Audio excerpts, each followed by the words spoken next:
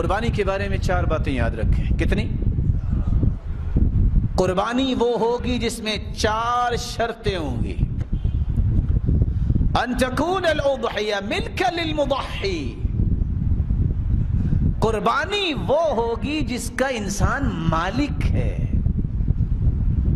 چوری کی قربانی، دھوکے اور فراڈ سے حاصل کی گئی قربانی اللہ کے یہاں قبول نہیں. بلکہ آج کل تو وہ لوگ چونکہ بڑے قابل ہیں، اللہ ایسی قابلیت سے ہمیں محروم فرمائے، قربانی لینے کے لیے گیا، کہتا جی کتنے کا بکرا ہے؟ کہتا جی 80,000 کا. لیکن میں آپ کو سستا دے سکتا ہوں. کیسے؟ کہتا ہے وہ سامنے بندہ کھڑا ہے، میں بڑی مصیبت میں ہوں، میں تمہیں 15,000 کا بکرا دے سکتا ہوں، وہ گدھا اس کے پاس ہے، وہ خرید کے مجھے دے دو، میں تمہیں بکرا دے دیتا ہوں. اس نے کہا 15,000 اٹ مین کہ 65,000 بچ رہا ہے.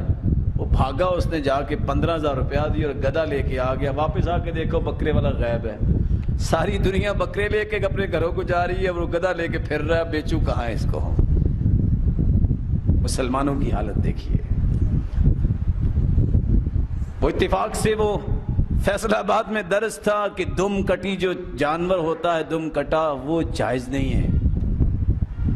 وہ کسی نے بیان کر دیا، وہ سوال لے کے آ گیا، جناب میں نے تو گائے خریدی تھی، بڑی خوبصورت گائے. گائے خریدنے والے نے کیا کیا کہ شہر کا ماحول ہے تو شہر میں آلودگی نہ پھیلے، اس نے اس کی دم پہ پائپ چڑھایا ہوا تھا کہ چلو آلودگی سے بچ جائے. کہتے کیا اچانک وہ گائے ڈری اور بھاگی، میں نے جلدی سے دم کو پکڑا اور پائپ میرے ہاتھ میں اور گائے غائب. بھئی وہ کیسے؟ کہتا ہے جی کیا بتاؤں، وہ پائپ ہی تھا، نیچے کسی اور چیز کی دم کاٹ کے نیچے پائپ پہ لگائی ہوئی تھی. آپ اس میں مسکرا رہے ہیں، اللہ کی قسم ہمیں رونا چاہیے اس بے ایمانی پر، اس بددیانتی پر رونا چاہیے کہ مسلمانوں کی کیفیت یہاں تک پہنچ گئی ہے. عمر بن عبدالعزیز گھوڑے پہ بیٹھے پہاڑوں کی چوٹیوں پہ پہنچے، پرندے اڑ رہے تھے، تھوڑے سے جھکے اور پھر اڑ گئے اور رونے لگ گئے. پوچھا کیا ہوا؟ کون سرو علی رؤوس الجبال، بلاؤ بیت المال سے دانے منگواؤ اور پہاڑوں کی چوٹیوں پہ بکھیر دو. عمر بن عبدالعزیز کی غیرت گوارا نہیں کرتی کہ پرندہ بھی یہاں سے اڑے اور بھوکا ہی اڑ کے گزر جائے، اس سرحد میں آئے تو کھا کے گزرے. آج پتہ نہیں ہمیں کیا ہو گیا ہے. کوشش ہماری یہ ہوتی ہے کوئی پنی لگی جائے، کوئی ہاتھ دکھائی جائیں. ان تکون الاضحیۃ ملکا للمضحی، قربانی وہ ہوتی ہے جس کا انسان مالک ہوتا ہے. دوسری بات، رسول اللہ صلی اللہ علیہ وسلم نے قربانی کے بارے میں فرمایا ان تکون الاضحیہ من الجنس المعین، ان جانوروں کی قربانی کی جائے جس کو شریعت نے متعین کیا ہے. وَلِكُلٍّ جَعَلْنَا مَنْسَكًا لِيَذْكُرُوا اسْمَ اللَّهِ عَلَى مَا رَزَقَهُم مِّن بَهِيمَةِ الْأَنْعَامِ، بہیمۃ الانعام سے قربانی کی جائے. امام نووی صحیح مسلم کے شرح لکھنے والے فرماتے ہیں الاجماع على انه لا يجوز في الاضحية لا يجزئ في الاضحية الا الابل والبقر والغنم.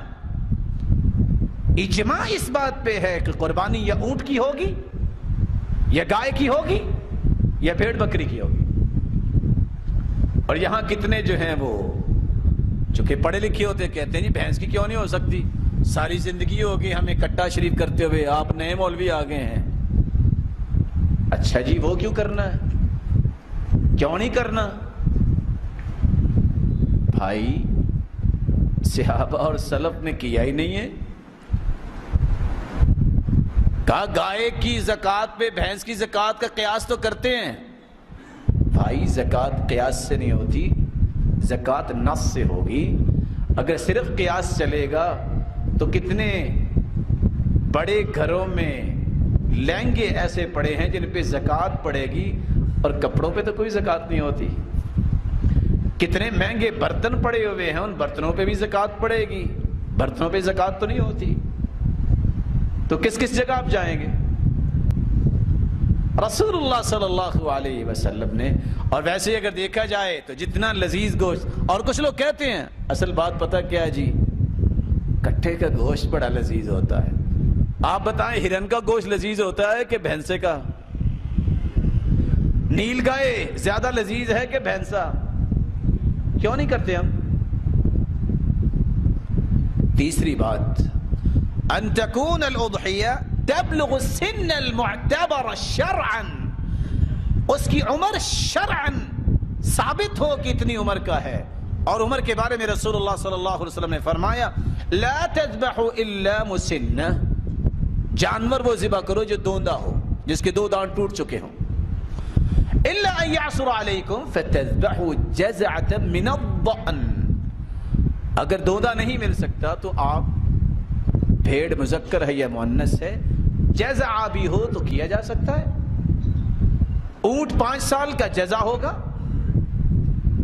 2 سال کی گائے ہے جزع ہوگی. ما اکمل السنہ, بھیڑ مذکر ہو یا مؤنث اگر 1 سال کا ہو گیا ہے جزع ہے, کیا جا سکتا ہے جب دوندا نہیں مل رہا.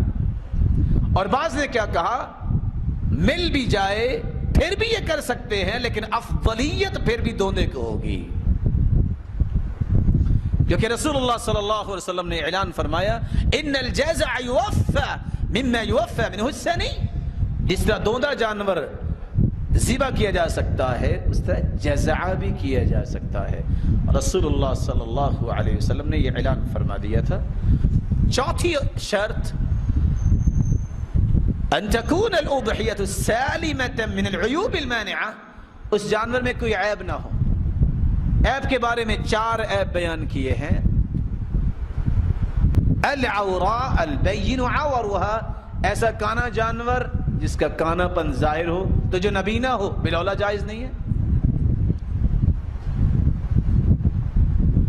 المریضہ البین مرضها, ایسا بیمار جانور جس کی بیماری ظاہر ہے, جو کھڑی نہیں ہو سکتی, یا جس کو چلائیں دائیں طرف وہ چلے بائیں طرف, تو وہ جو حدیث لوگ بیان کرتے ہیں کہ اس پہ بیٹھ کے پل صراط گزرنی ہے, وہ پل صراط کو آگے گزرنے کے بجائے پیچھے کو چل پڑی تو کیا بنے گا؟ یہ ایک الگ بات ہے کہ وہ حدیث صحیح ہے کہ نہیں صحیح, اس لیے اس طرح کی بات بیان کرنی پڑتی ہے. حدیث وہ پیش کیا کرے جو صحیح ہو. ایسا بیمار اور لاغر جانور جو چل ہی نہیں سکتا, یہ اللہ کے ہاں قبول نہیں ہوگا, ذبح کر لے. والعرجاء البین ضلعها, ایسا لنگڑا جانور جس کا لنگڑا پن واضح ہے. والکثیرہ التي لا تنقی, ایسا جانور جس کا دماغ ہی نہیں ہے, جس کو چلائیں دائیں اور چلے بائیں اس کو پتہ ہی نہیں ہے, ایسا جانور اللہ کے ہاں قبول نہیں ہوگا. رسول اللہ صلی اللہ علیہ وسلم نے صحابہ کرام کو یہ باتیں سمجھائی. ہمیں بھی ان 4 باتوں کو اچھی طرح سمجھنا چاہیے. قربانی اگر گائے کی ہے تو اس میں 7 حصے ہیں, اونٹ ہے تو اس میں 7 حصے ہیں.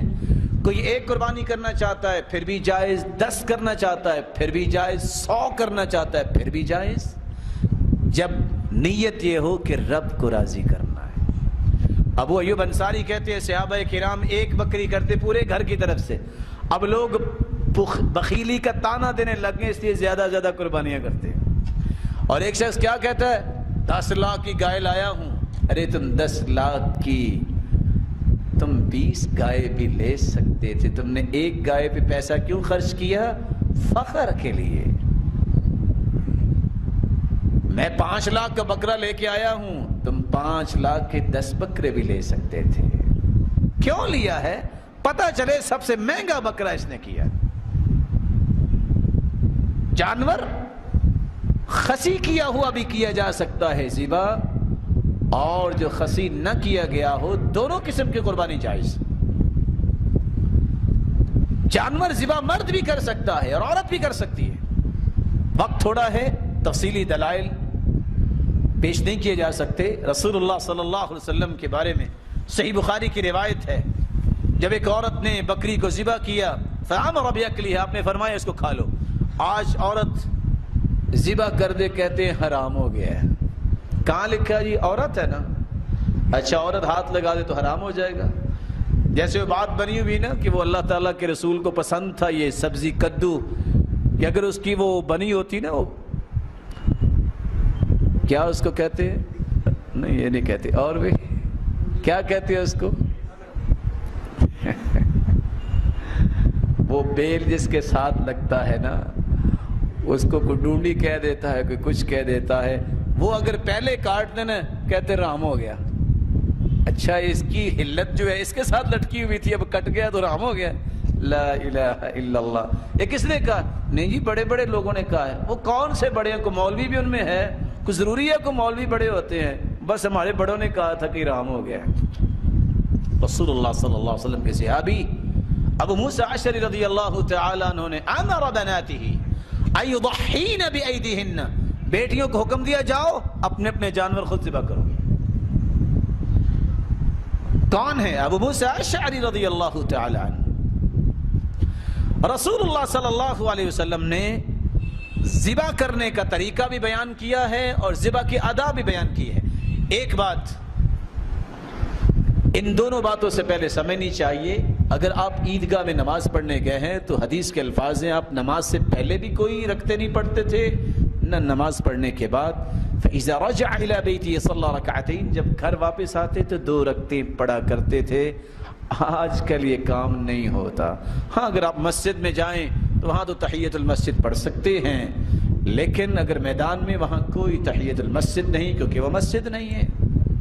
لیکن گھر آ کے 2 رکعتیں پڑھنی چاہیے. رسول اللہ صلی اللہ علیہ وسلم نے ذبح کا 2 طریقے بیان کیے ہیں. ذبح کرنا، نحر کرنا.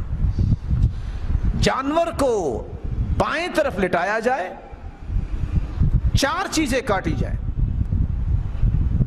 قطع الحلقوم، حلقوم کو کاٹا جائے. مجرى النفس، نفس جہاں سے سانس انسان کا نکلتا ہے جس کو سانس کی نالی کہتے ہیں.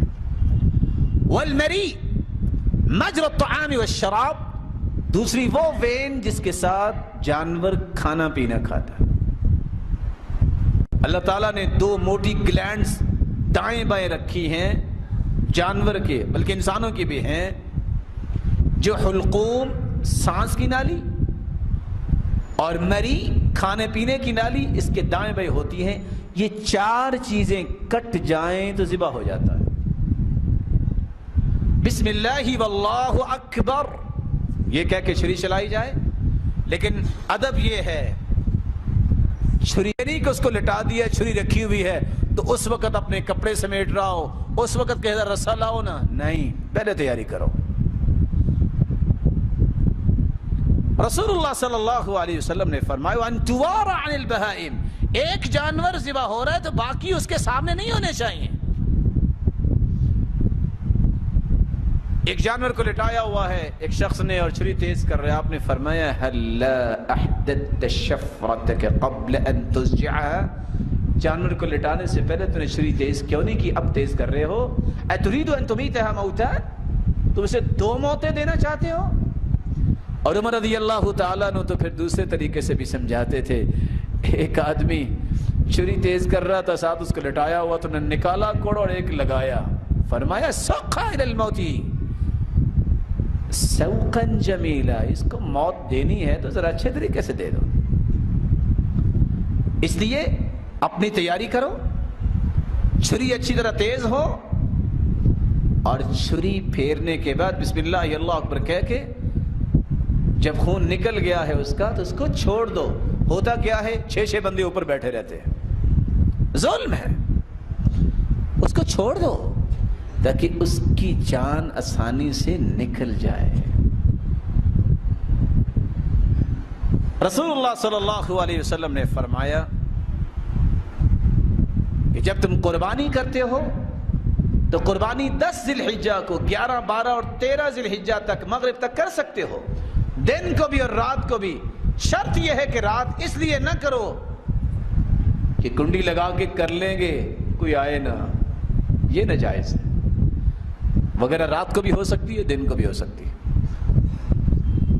اپنی طرف سے بھی قربانی آپ کر سکتے ہیں، گھر والوں کی طرف سے بھی کر سکتے ہیں، خود بھی چھری پھیر سکتے ہیں، کسی کی مدد بھی لے سکتے ہیں. رسول اللہ صلی اللہ علیہ وسلم نے 100 اونٹ قربان کیے، 63 اونٹوں کو خود نحر کیا، گائے مذکر مؤنث، بھیڑ بکری مذکر مؤنث، اس کو لٹا کے ذبح کرتے ہیں۔ اور اونٹ کا ذبح کرنے کا طریقہ کیا ہے؟ اس کو نحر کہتے ہیں۔ اونٹ کو کھڑا کرو، مذکر مؤنث ہو، اگلی بائیں ٹانگ کو باندھو اور اس کے سینے میں کوئی تیز دھار چیز لگاؤ، یہ اس کا نحر ہے۔ جب وہ گر جائے گا گوشت تو بنا نہیں ہوتا ہے۔ ایک شخص نے اونٹ کو بٹھایا ہوا اور ذبح کر رہا ہے، عبداللہ بن عمر رضی اللہ تعالیٰ عنہ نے کیا فرمایا؟ ابعثها قیاما مقیدہ سنت رسول اللہ صلی اللہ علیہ وسلم، اس کو کھڑا کرو اور اس کی بائیں ٹانگ باندھو، معقولۃ الید الیسری، اس کی بائیں ٹانگ کو باندھو۔ 63 کو آپ نے خود نحر کیا، باقی علی رضی اللہ تعالیٰ عنہ سے کہا کہ آپ مکمل کر دیں۔ قربانی کے بعد اگلا مرحلہ، جہاں مسلمان قرآن و سنت کی روشنی جب صحیح نہیں ہوتی پھر تخبط کا شکار ہوتے ہیں، لیکن ذمہ داری ہے کہ رہنمائی دینی چاہیے۔ بینر لگا ہوتا ہے، فلاں ہاسپٹل میں کھالیں پہنچائیں، ثواب دارین حاصل کریں۔ ادھر بینر لگا ہوگا، فلاں مدرسے میں پہنچائیں، ثواب دارین حاصل ہوگا۔ ادھر لکھا ہوگا، فلاں جگہ پہ بیٹیاں رو رہی ہیں، ان کو چپ کروانا ہے، ثواب دارین ملے گا، کھالیں ہمیں پہنچائیں۔ الا فلیتقوا اللہ، اللہ سے ڈر جائیں۔ دین پیش کرنے والے کو دین پیش کرنا چاہیے۔ صحیح مسلم کی روایت، رسول اللہ صلی اللہ علیہ وسلم نے حکم دیا علی رضی اللہ تعالی عنہ، کتاب الحج باب فی الصدقہ بلحوم الہدی وجلودها وجلالها، 317 نمبر روایت، اور ابن ماجہ میں 3157 نمبر روایت، ان رسول اللہ صلی اللہ علیہ وسلم امرہ ان یقسم بدنہ کلہا لحومها وجلودها وجلالها للمساکین۔ آپ نے حکم دیا علی رضی اللہ تعالیٰ عنہ کو، جاؤ جانوروں کے گوشت کھالیں جھولیں، مسکینوں میں تقسیم کریں۔ مومن دیانتدار ہوتا ہے۔ اس کا یہ مطلب نہیں ہے کہ آپ کسی مدرسے میں دے نہیں سکتے، اس کا یہ مطلب نہیں ہے کہ واقعی کوئی بیٹی رو رہی ہے تو وہاں پہنچا نہیں سکتے۔ مطلب اس کا یہ ہے کہ پہلا حق مسکین کا ہے۔ خود تو آپ گاڑیوں پہ جائیں عید پڑھنے اور پڑوسی کے گھر میں پانی نہیں، اس کی جوان بچیاں ساتھ ساتھ گھروں میں جا کے پانی بھر کے لاتی ہیں، مسلمان کو غیرت نہیں آتی؟ پہلے اس کا حق ہے۔ رنگ برنگے لباس زیب تن کرنے والا شخص سوچتا نہیں ہے کہ جس کے پاس گرمی کے دن گرمی ساری نکل گئی، ایک پنکھا گھر میں نہیں ہے کہ ان کو ہوا مل جائے۔ ایک مسلمان مہنگے مہنگے کمبلوں میں رات گزارے اور بستروں میں، اور کتنے ایسے گھر ہیں اس کے نیبر میں جس کے پاس بستر نہیں ہے، اس کو غیرت نہیں آتی۔ صحیح مسلم کی روایت ہے، مسکینوں میں دے۔ مسلمان دیانتدار ہوتا ہے۔ آپ مساکین کو سب سے پہلے پہنچائے۔ جہاں اللہ تعالیٰ نے قرآن مجید میں یہ بیان کیا ہے، خذوہ فغلوا ثم الجحیم صلوا ثم فی سلسلۃ ذرعها 70 ذراعا فاسلکوا انه كان لا يؤمن بالله العظیم ولا يحض على طعام المسکین۔ ان کو زنجیروں میں جکڑ دو۔ گناہ کیا ہے؟ ان کا اللہ پہ ایمان نہیں تھا اور یہ مسکینوں کے کھانے کے بارے میں لوگوں کو رغبت نہیں دیتے تھے۔ تجوریاں بھر لی جائیں اور مسکین بھوکے کے بھوکے۔ رمضان آئے زکاتیں اکٹھی، عید الفطر آئے فطرانے اکٹھے، صدقات اکٹھے، مسکین مسکین رہ گیا۔ کہاں گئے؟ تخبط جب انسانیت کے اندر آتا ہے، فقیر کیسے ختم ہو؟ کس طرح محتاجوں کی محتاجی ختم ہو؟ ضرورت مندوں کی ضرورت کون پوری کرے گا؟ اس لیے صحیح بخاری کی روایت شاید کسی کی سمجھ میں آئے، تؤخذ من اغنیائہم وترد علی فقرائہم۔ حکم یہ ہے جس شہر کے امیروں سے زکوٰۃ لی جائے پہلے وہاں کے غریبوں پہ خرچ کی جائے، دور لے جانے سے پہلے یہ کام کرو۔ اس لیے مساکین کا حق پہلے ہے، جب آپ نے ان کو پورا کر لیا ہے آپ کسی مدرسے میں بھی دے سکتے ہیں، آپ کسی دوسری جگہ بھی نیکی کے کام میں دے سکتے ہیں، لیکن حدیث کی روشنی میں آپ کو ٹاپ پریورٹی پہ مساکین کا رکھنا چاہیے۔ رسول اللہ صلی اللہ علیہ وسلم نے فرمایا من باع جلد اضحیتی فلا اضحیت لہ، جو کھال کو بیچتا ہے اس کی قربانی نہیں ہے۔ کیا ہوا؟ قربانی نہیں ہے، ہم تو کھال بیچتے ہیں۔ فلا اضحیت لہ، صحیح الجامع کی روایت 6118 نمبر حدیث ہے۔ کیا کریں؟ کیونکہ یہ مسکینوں کا حق ہے، اور اگر کوئی مسکین بیچارہ اتنا ہی ہے وہ بیچ بھی نہیں سکتا تو بیچ کے بھی خود نہیں، اس کو دے دیں۔ قربانی کرنے والے کو کھال یا گوشت اجرت کے طور پہ دینا جائز نہیں۔ وَلَا يُعْطَى مِن جِزَارَتِهَا شَيْئًا، صحابی کہتے كُنَّا نُعْطِي مِنْ عِنْدِنَا، ہم جس سے قربانی قصاب سے کرواتے قربانی کا گوشت اس کو نہیں دیتے تھے بطور اجرت، نہ کھال، بلکہ پیسہ دیتے تھے۔ ہاں اگر گوشت اس کو دینا چاہتے ہیں بطور تحفہ دے دو، لیکن اجرت نہیں۔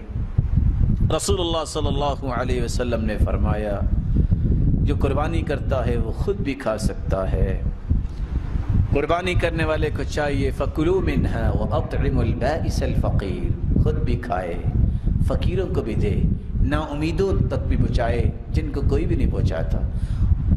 فَكُلُوا مِنْهَا وَأَطْعِمُوا الْقَانِعَ وَالْمُعْتَرَ، خود بھی کھاؤ اور قناعت کرنے والوں کو بھی دو جو مانگتے نہیں ہیں، ان کے گھروں تک پہنچاؤ۔ والمعتر، ضرورت مند کو بھی دو، مہمانوں کو بھی کھلاؤ۔ اگر زیادہ قربانیاں کی ہیں تو آپ ذخیرہ بھی کر سکتے ہیں۔ اس کا مطلب یہ نہیں ہے ذخیرے کا کہ ادھر ذبح کرو ادھر باہر سے لاک کرو اور سیدھا فریج میں اور فریزر میں جائے، یہ مطلب نہیں ہے۔ آپ نے سب کو حق دیا ہے، پھر آپ ذخیرہ بھی کر سکتے ہیں۔ علی رضی اللہ تعالی عنہ ان کے سامنے جب سفر سے آئے کھانا رکھا گیا، فرمایا یہ گوشت کون سا ہے؟ کہا قربانی کا۔ کہا اتنی مدت ہوگی ابھی تک پڑا ہے؟ میں نہیں کھاؤں گا جب تک اللہ کے رسول سے نہیں پوچھوں گا۔ اللہ کے رسول صلی اللہ علیہ وسلم سے پوچھا، آپ نے فرمایا کلوہ من ذی الحجہ الی ذی الحجہ، ایک ذی الحج سے لے کے اگلے ذی الحج تک بھی کھایا جا سکتا ہے۔ ہو سکتا ہے کچھ لوگ کباب بنا کے رکھ لیں، چلو مہینے بعد کچھ 4 کباب لگا دیا کریں گے، کوئی حرج نہیں ہے۔ شریعت نے اس بات کی اجازت دی ہے، سلسلہ صحیحہ کی روایت ہے، لیکن اس کا مطلب یہ نہیں ہے کہ ساری دنیا محروم، صرف کباب چلیں گے تو میرے گھر میں سارا سال چلیں گے، باقی کسی رشتہ دار کو ایک بوٹی بھی نہیں پہنچے گی، اس کا یہ قطعاً مفہوم نہیں ہے۔ میری اللہ رب العزت سے دعا ہے اللہ ہماری عبادتوں کو قبول فرمائے، ہماری قربانیوں کو قبول فرمائے۔ اللہ رب العزت ہمیں ایسے قول و عمل کی توفیق دے جس سے وہ راضی ہو جائے۔ اگر کوئی بیمار ہے روحانی یا جسمانی، اللہ رب العزت ان کو شفاؤں میں بدل دے، ان کی بیماریوں کو۔ جو کسی مصیبت میں اللہ ان کی مصیبت کو خوشیاں بنائے، کسی تنگی میں اللہ ان کی تنگی کو آسانیاں بنائے۔ صاحب اولاد ہیں تو ان کی اولاد کو نیک بنائے، دست و بازو بنائے، آنکھوں کی ٹھنڈک بنائے، صدقہ جاریہ بنائے۔ صاحب مال ہیں تو اللہ ان کے مال میں برکت فرمائے، فتن اور آزمائشوں سے بچائے، بے روزگار کو بھی تمنگر بنائے، مقروض کے غیبی خزانوں سے مدد فرمائے۔ جس طرح آج اللہ کے گھر میں جمع ہے، اللہ ہمیں جنت الفردوس میں جمع فرمائے اور اپنے محبوب کی رفاقت نصیب فرمائے اور اپنے دیدار کا مستحق بنائے۔ ایک وعدہ آپ نے کیا تھا پچھلے پروگرام میں، آخر دعوانا الحمدللہ رب العالمین، میں کہہ دیتا ہوں، وعدہ پوچھ لیتا ہوں، کس کس نے وعدہ کیا تھا؟ پہلے تو وہ ہاتھ کھڑا کرے نا، باقیوں نے وعدہ نہیں کیا تھا؟ جس نے وعدہ کیا تھا میں وہ کہہ رہا ہوں، ہاتھ کھڑا کرے ذرا۔ یہ سارے آج نئے آئے ہیں، پچھلے پروگرام میں وعدہ کیا تھا نا؟ کون کون ساتھی ایک ایک ساتھی لے کے آیا ہے؟ جس نے وعدہ پورا کیا وہ ہاتھ کھڑا کرے نا، دیکھ لے وہ وعدہ ہی کیا جو وفا ہو جائے۔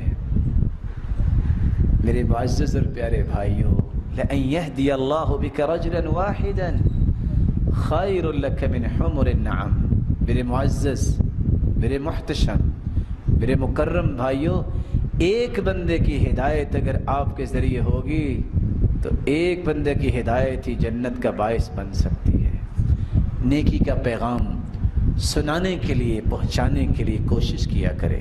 اللہ تعالیٰ آپ سب کو عزتوں سے نوازے اور برکتوں سے نوازے۔ السلام علیکم ورحمۃ اللہ وبرکاتہ۔